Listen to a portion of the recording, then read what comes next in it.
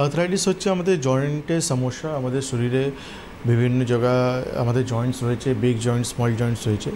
এই জয়েন্টসে যখন আমাদের সমস্যাগুলো আসে তখন আমরা বলি আমরা আর্থ্রাইটিস থেকে ভুগছি। আর্থ্রাইটিস একটা গ্রুপ অফ রোগের নাম হলো।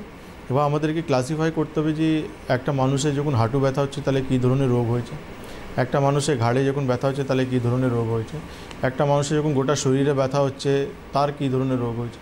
তো আর্থ্রাইটিস হচ্ছে একটা গ্রুপ অফ রোগ, কিন্তু আমাদেরকে ডক্টরের যেটা কাজ বা ডায়াগনোজ করার, যেটা কী ধরনের আর্থ্রাইটিস পেশেন্ট ভুগছে। আচ্ছা, তার মানে আর্থ্রাইটিসের অনেক টাইপ আছে। অনেক টাইপ আছে। মূলত এই রোগটা কোনখানে হওয়ার সমস্যা কোথায়? আপনি যতগুলো জায়গা বলেন সবগুলোতেই হতে পারে। এক্স্যাক্টলি, আমাদের যত জয়েন্টস আছে, আমাদের বিগ জয়েন্টস বলতে যেমন হাঁটু, কোমর, এসব হচ্ছে বিগ জয়েন্টস। স্মল জয়েন্ট যেরকম রিস্ট, হাতে অঙ্গুলগুলো, পায়ে অঙ্গুলগুলো, এসব হচ্ছে স্মল জয়েন্টস। এলবো, এইসব হচ্ছে আমাদের স্মল জয়েন্টস। এখানে কিন্তু যখন ব্যথা হয় তখন এক ধরনের আর্থ্রাইটিস হয়, যখন বিগ জয়েন্টসের সমস্যা হয় তখন এক রকম সমস্যা হয়। মানে যত জয়েন্টস আছে, যেই জয়েন্টসে আমাদের প্রবলেম হবে সেই জয়েন্টসে কিন্তু একটা আলাদা আমাদের আর্থ্রাইটিস হয়। যেমন হাঁটুতে হচ্ছে তো আমরা খুব কমনলি দেখি অস্টিও আর্থ্রাইটিস। আমরা যখন দেখি আমাদের গোটা শরীরে ব্যথা হচ্ছে তো আমরা দেখি কমনলি রুমেটয়েড আর্থ্রাইটিস।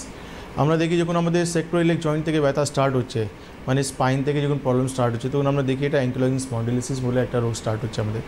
আমরা দেখি আমাদের বিগ টোতে যখন সমস্যা হচ্ছে তখন আমরা বলি এটা গাউটি আর্থ্রাইটিস, যেখানে ইউরিক অ্যাসিড বাড়ছে আর আমাদের ওই জায়গায় কিন্তু একটা ইউরিক অ্যাসিড জমা হচ্ছে, আমাদের ক্রিস্টাল জমা হচ্ছে আমাদের।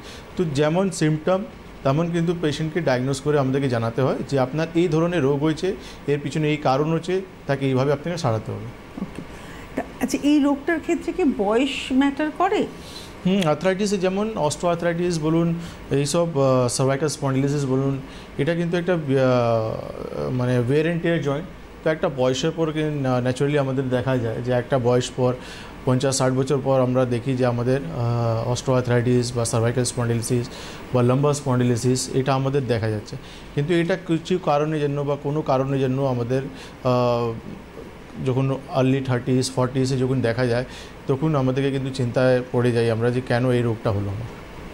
আর মহিলা পুরুষ এরকম কি কোনো ভেদাভেদ আছে, মানে জেন্ডার অনুযায়ী? নিশ্চয়ই, আমরা যখন আর্থ্রাইটিস বলছি, আর্থ্রাইটিস দুটো জেন্ডারকে এফেক্ট করছে, মেল ফিমেল দুটোকে এফেক্ট করছে, ওল্ড এজকেও এফেক্ট করছে, বা যারা 20-25 যারা রয়েছে তাদেরকেও এফেক্ট করছে।